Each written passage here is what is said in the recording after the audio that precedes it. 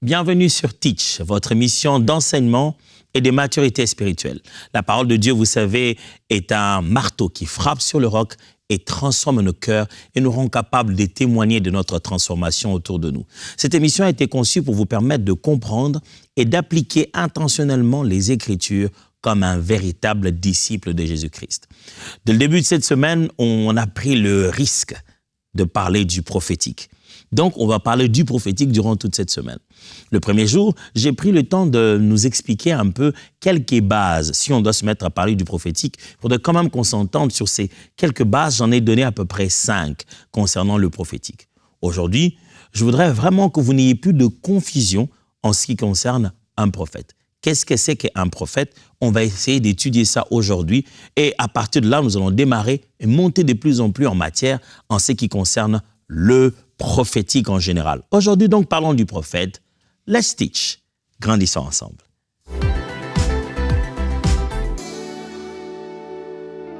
Je vais vous proposer une définition.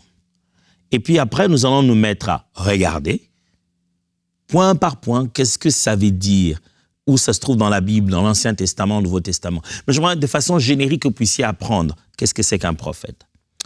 Un prophète est une personne envoyée par Dieu pour parler de sa part, du message qui lui est communiqué, soit par une voix audible ou interne, soit par des visions diurnes ou nocturnes, ou alors par des extases soudaines. Un prophète, simplement un messager, quelqu'un que Dieu a envoyé pour parler aux autres. Mais ce que lui il reçoit comme message lui parvient de plusieurs manières en fait. Comme je viens de les citer, soit par une voix audible interne, une vision ou quoi que ce soit. Mais un prophète est fondamentalement celui que Dieu a envoyé. Mais lorsqu'on étudie ce terme dans sa profondeur, dans le Nouveau Testament comme dans l'Ancien Testament, on commence à y sentir quelques nuances. Parce que dans le Nouveau Testament, Jésus a aussi désigné certaines personnes pour lesquelles il a donné aussi la responsabilité d'être prophète. Est-ce exactement comme le prophète de l'Ancien Testament ou il y a quand même des changements dans cette mission? Alors, c'est ce que nous allons découvrir tout de suite. Mais lisons déjà 1 Chroniques, chapitre 29, verset 29. Parce que c'est là que nous allons tirer la distinction des mots prophète dans l'Ancien Testament. Parce que nous allons faire une étude de l'Ancien et une étude du Nouveau. 1 Chroniques, chapitre 29, verset 29. Voilà ce qui est écrit. C'est en concluant le livre. Les actions du roi David, les premières et les dernières, sont écrites dans le livre de Samuel le voyant, dans le livre de Nathan le prophète et dans le livre de Gad le prophète. On n'a pas le livre de Nathan, on n'a pas le livre de Gad, mais on a le livre de Samuel, au moins on connaît. Mais regardez comment la Bible le désigne. La Bible appelle Samuel voyant, appelle Nathan prophète et appelle Gad prophète. Les mots qui sont là sont différents en hébreu. Mais ces mots-là sont déjà le point de départ pour comprendre tout ce qu'on peut comprendre sur le prophète dans l'Ancien Testament. À travers ce tableau, regardez le résumé que vous devez retenir. On va étudier 4 termes. Et cette image qui apparaît pour vous tout de suite à l'écran vous permet de résumer les 3 termes qui sont les termes de prophète et un 4e qui est un terme assez particulier. Les termes Nabi, les termes Chosen, les termes Ra'a, le terme Chasem. Alors, on va essayer de voir ça petit à petit. Le tout premier terme que vous trouvez dans la Bible qui dit prophète, dans l'Ancien Testament en hébreu, c'est le terme Nabi. Nabi. Nabi veut dire justement prophète. Mais il vient d'un mot qui signifie appeler. C'est-à-dire, ça signifie dans le sens de parler, appeler quelqu'un, prononcer, murmurer. C'est ça les origines du mot Nabi ici. C'est-à-dire celui qui appelle quelqu'un, qui parle pour appeler quelqu'un. Celui qui prononce des choses ou qui murmure ou qui parle à mi-voix. Mais c'est ça ce qu'on appelle un nabi. Ce qui veut dire dans un sens purement actif, un nabi c'est celui qui parle ou qui annonce. Il parle pour vous appeler vous. Ou dans le sens passif, un nabi c'est celui qui est appelé par Dieu, qui est appelé, c'est Dieu qui lui appelle lui pour lui parler. Nabi veut dire celui qui appelle ou celui qui est appelé, celui qui entend la voix qui lui parle ou celui qui parle pour les autres, qui parle de la part de Dieu. Ça vient aussi d'un vieux mot qui signifie bouillonner. C'est comme dans le cœur quelque chose qui bouillonne à l'intérieur de toi. Ça s'appelle du nabi. Le nabi bouillonne à l'intérieur de toi. Comme une fontaine. L'un des mots signifie aussi prononcer, déclarer. Un peu comme vous le trouverez dans le psalmiste, le psaume, le psalmiste dit « Des paroles pleines de charme bouillonnent dans mon cœur ». Il dit, c'est comme s'il parlait comme un prophète. Il dit « Je sens le prophétique en action en moi. Je sens que je vais dire des choses. » Il dit que ma langue soit telle la plume d'un. Il dit « Je sens le flot de l'inspiration. » Alors le mot « nabi » signifie donc ce flot-là. Nabi signifie celui qui parle d'un flot que Dieu a placé dans son cœur. Celui qui parle parce que Dieu l'a appelé, il a entendu la voix et lui aussi il parle parce qu'il a entendu la voix.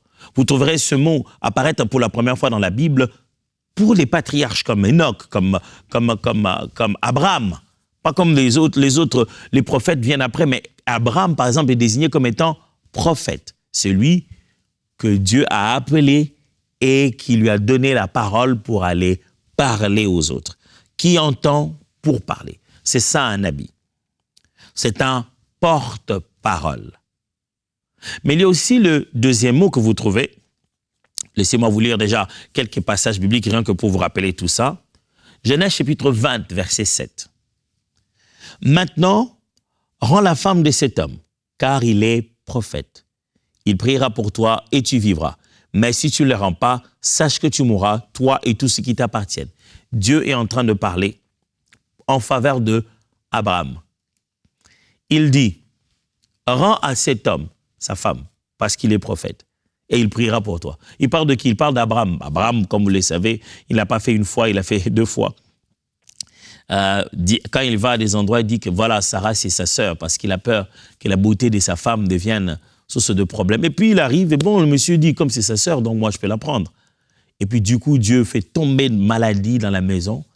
Et puis le monsieur se dit, mais Dieu, qu'est-ce que je fais pour que tu me tues? Il dit, rends la femme de cet homme. Parce qu'il est prophète, il priera pour toi. Prophète, Nabi. Et là, il s'agit d'Abraham. Deutéronome chapitre 18, verset 15.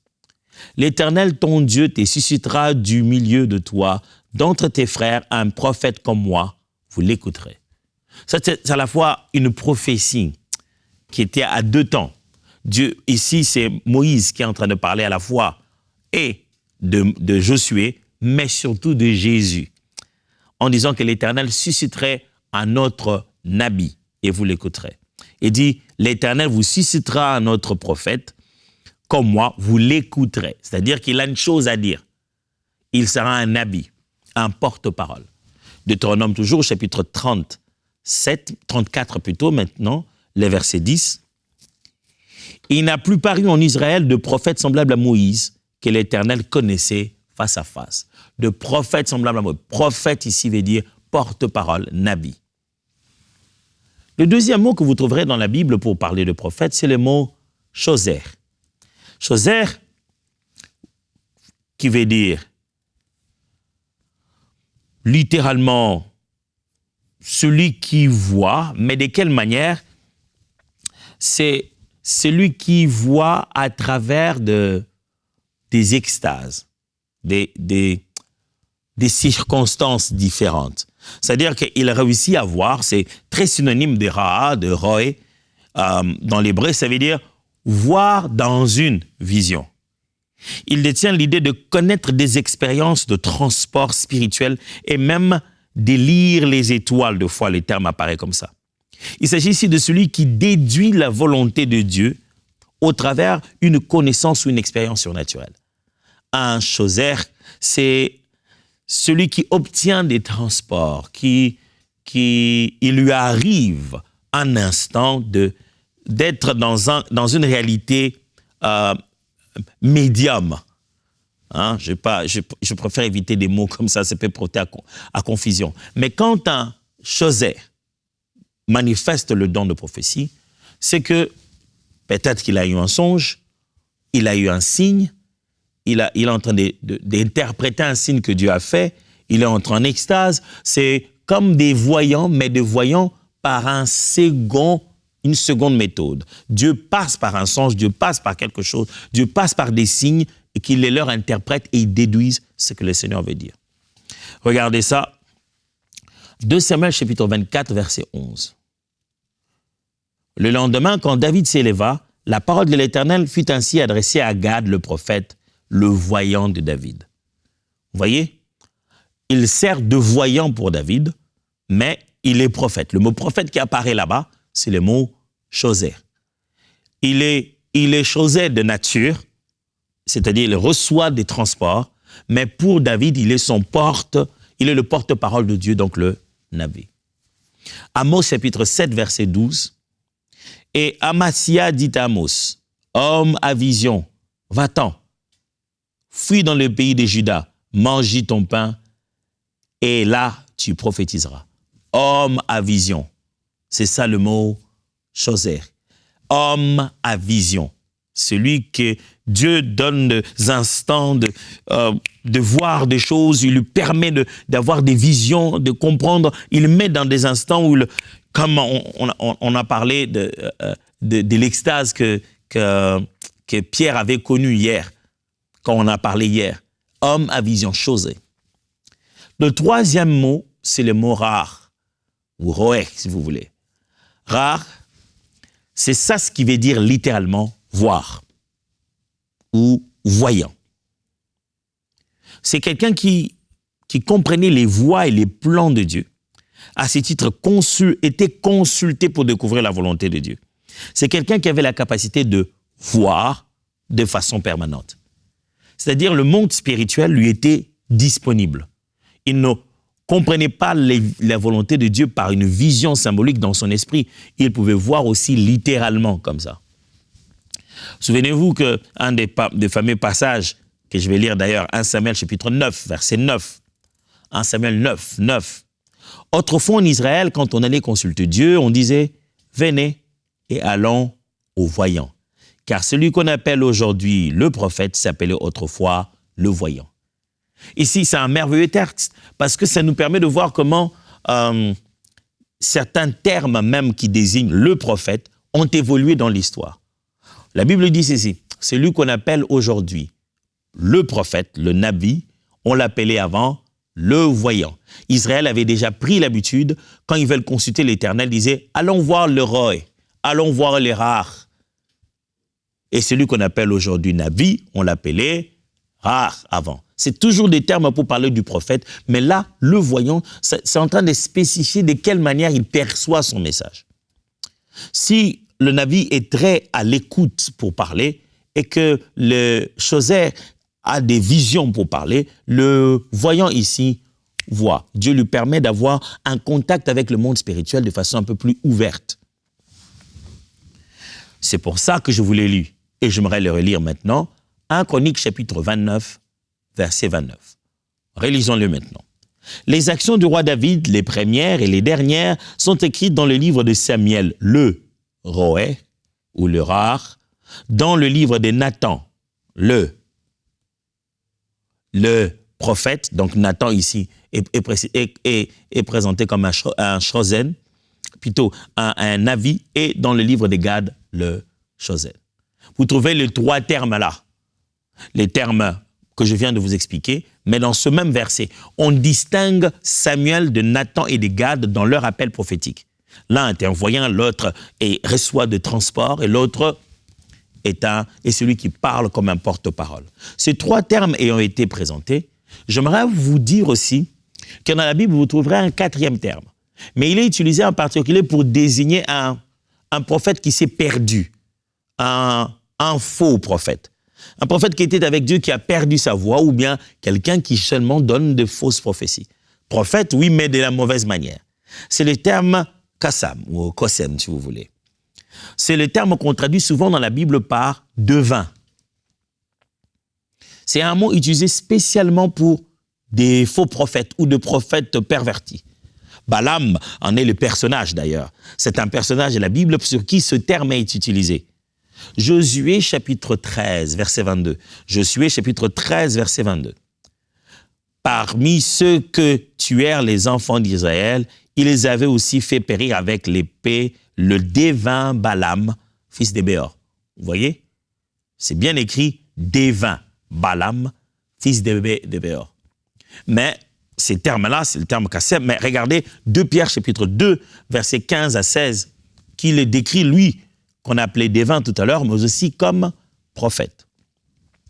Ils ont abandonné le droit chemin et se sont égarés en marchant sur les traces de Balaam, fils de Béor, qui a amené l'argent mal acquis. Mais il a été rappelé à l'ordre pour sa désobéissance. C'est une ânesse muette qui, se mettant à parler d'une voix humaine, a détourné le prophète de son projet insensé. La Bible l'appelle maintenant le prophète. Vous allez voir dans le Nouveau Testament qu'il n'y a qu'un seul terme carrément pour dire prophète. Donc, il emprunte le même terme dans le grec.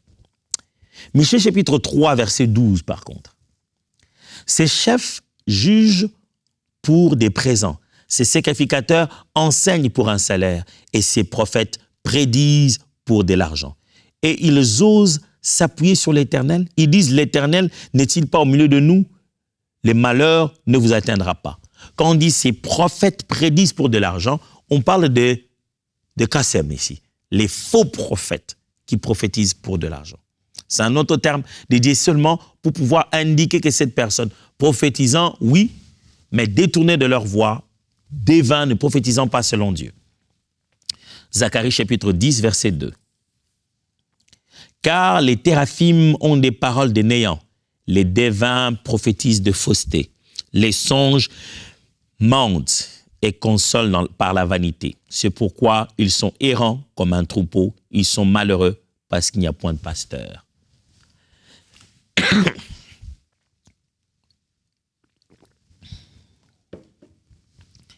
Les devins prophétisent des faussetés.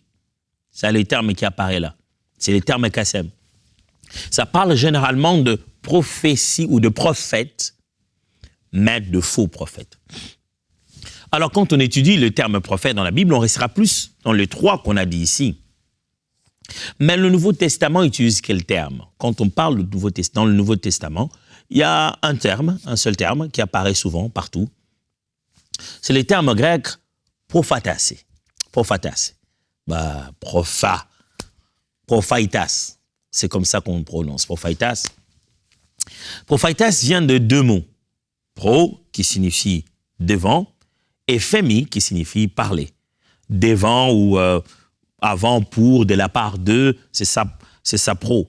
Mais phemi signifie parler. Prophétas veut dire parler de l'avant, parler avant, parler de la part de, parler en avance. Ça dans l'idée de prédire, dans l'idée de aussi parler comme un héros, avec un H, bien sûr, A-U-T. H-E-A-U-T, ça veut dire prononcer, déclarer les paroles. C'est ça le mot qu'il y a dans prophète ici, dans le Nouveau Testament.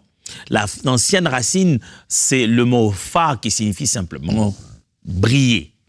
Un prophète brille. Briller comme une étoile brille. Si nous avons vu des mots en grec, en hébreu, tout cela, c'est certainement pour une raison. Jean chapitre 4, versets 17 à 19 dit par exemple, « La femme répondit, « Je n'ai point de mari. » Jésus lui dit, « Tu as raison de dire, je n'ai point de mari, car tu as eu 5 maris, et celui que tu as maintenant n'est pas ton mari. En cela, tu as dit vrai. Seigneur, lui dit la femme, « Je vois que tu es prophète. » On utilise ces mêmes termes en grec que je viens de vous dire pour désigner même la personne de Jésus dans l'exercice du prophétique. 1 Corinthiens chapitre 14, versets 37 à 38. Si quelqu'un estime être un prophète ou pense bénéficier d'une manifestation spirituelle, il doit reconnaître dans ce que je vous écris un commandement du Seigneur. Et si quelqu'un refuse de reconnaître cela, c'est la preuve qu'il n'a pas été lui-même reconnu par Dieu. Paul ici est en train de donner des instructions, mais il dit si quelqu'un parmi vous croit qu'il est prophète, il utilise le mot prophétesse. Donc, si quelqu'un pense que Dieu lui parle et qu'il peut prédire les choses, qu'il reconnaisse que ce que je dis ici vient de la part de Dieu. Et résumons tout ceci pour que nous puissions comprendre.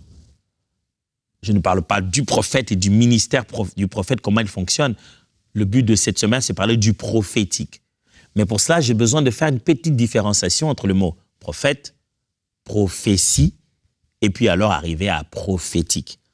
Mais pour aujourd'hui, on se concentre sur prophète. Je vais résumer tout ce que j'ai dit jusqu'ici pour que vous puissiez retenir quelque chose en matière de prophète dans la Bible. Dans la Bible alors, et dans l'histoire de l'Église, vous vous rendrez compte qu'il existe 4 catégories de prophètes. 4 catégories de prophètes. Premièrement, il y a ce que j'ai appelé ici prophète patriarche. C'est-à-dire, je vous ai parlé d'Enoch, d'Abraham, des prophètes patriarches, des prophètes pères de la nation d'Israël. Avant que Dieu ne puisse présenter des alliances avec Moïse et qu'on commence à avoir une structure de tabernacle, les sacerdoces, ainsi de suite, et que le peuple se forma en un peuple saint, à une nation, Dieu s'est révélé à des individus qu'on appelait des patriarches, mais il s'est révélé à eux, même à la dimension prophétique, qui ont donné l'orientation de la nation. La nation d'Israël, ce sont les promesses que Dieu a parlé à Abraham. N'est-ce pas la Bible remplie de l'Éternel dit à Abraham, l'Éternel apparut à Abraham et lui dit, et l'Éternel dit à Abraham, et l'Éternel dit à Abraham. Abraham a des expériences prophétiques incroyables, il reconnaît les anges, il reconnaît même Dieu quand il arrive chez lui. Dieu lui dit, regarde les étoiles, il parle avec Dieu. Il est même capable de prendre son fils pour aller le sacrifier parce que Dieu lui aurait parlé. Alors, il y a cette partie de la Bible où les patriarches ont servi de prophètes. Donc, je les appelle prophètes patriarches. Puis vient ce qu'on appelle ici des prophètes d'Israël et des nations. Je les appelle prophètes d'Israël et des nations, c'est-à-dire le prophète de l'Ancien Testament. Ils ont prophétisé pour le peuple de Dieu, quoique leur message n'était pas que pour Israël. Ça révélait la nature de Dieu et partout ce que Dieu est pour nous jusqu'ici. Comme Paul le dit bien, le mystère caché de tout le temps, c'est que les païens bénéficiaient au salut avec les Juifs. Mais ces prophètes n'ont pas seulement parlé à Israël, à l'intérieur, ils ont parlé à d'autres nations, ils ont parlé à Édom, ils ont parlé à Ninive. Souvenez-vous de Jonas, c'est tout un livre, on ne parle pas Israël. Donc, il y a eu, dans l'histoire, dans la Bible, la série des prophètes que Dieu a donné des messages pour Israël et pour les nations. Mais ces messages-là étaient des messages multitemporels. C'était des messages qui s'accomplissaient à travers quelque chose et qui étaient aussi ombre de choses à venir. Puis est venue une 3e catégorie des prophètes ici, ce qu'on j'appelle les prophètes de l'Église. Il est venu maintenant que Jésus-Christ, vivant, mort, ressuscité, lui-même a parlé et les apôtres aussi ont parlé. Ils ont écrit et les apôtres ont parlé et écrit le reste du temps. Les prophètes que Dieu a donnés à l'Église, mais pour écrire la parole de Dieu. Jean donne l'Apocalypse, Paul parle des événements du temps de la fin. Jésus lui-même donne des indications du temps de la fin. Les autres apôtres écrivent et décrivent l'avenir et décrivent le point de finalité, le point de chute où l'univers va finir. Donc, le temps est comblé. On sait d'où on vient et on sait où on va. C'est fait. Le temps est comblé. Des différents prophètes sont venus dans le temps et le temps dans sa ligne est révélé.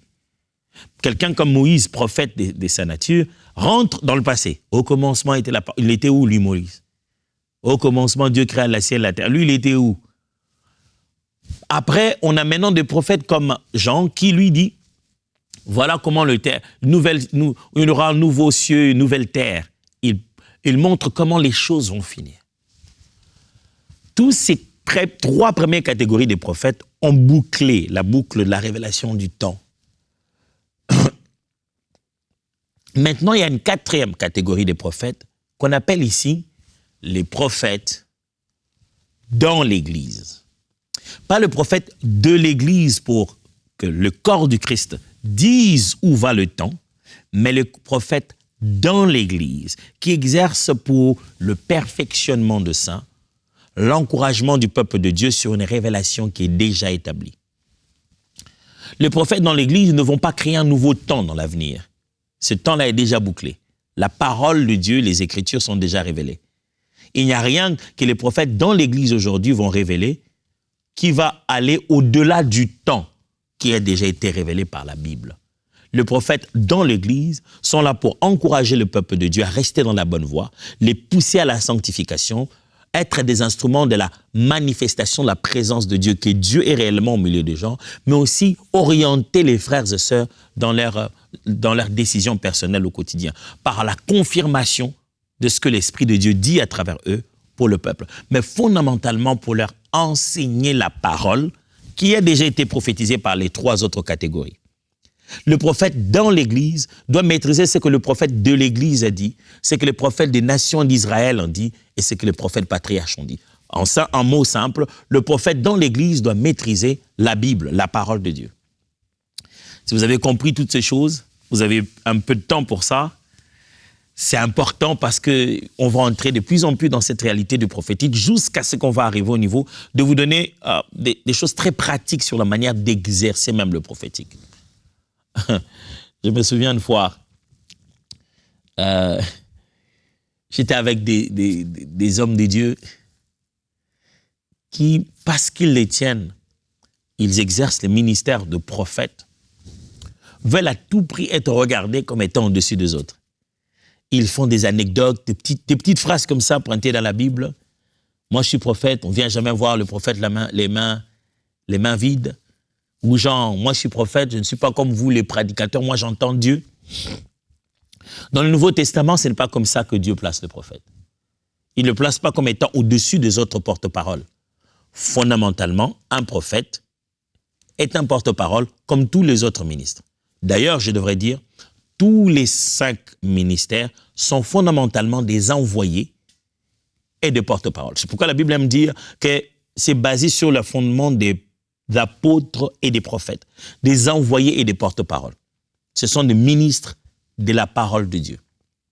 Si vous avez compris ce que le prophète, la signification du prophète, sachez-le bien que je n'ai pas abordé ce sujet pour entrer à fond. Vous comprenez comment fonctionne un prophète. Non, je voulais juste que vous puissiez comprendre qu'est-ce que ça signifie un prophète. Et puis nous allons comprendre ce que ça signifie une prophétie. Et puis nous allons entrer dans ce que ça signifie prophétique. Et puis nous allons commencer à apprendre comment fonctionne. Oh, ça va être fantastique. Restez connectés parce que demain, on va encore aller en profondeur pour que vous compreniez c'est quoi une prophétie. Oh, il m'a donné une prophétie. C'était une prophétie vraiment. Entre-temps, je vous dis au revoir et voyons-nous demain. Let's teach. Grandissons ensemble.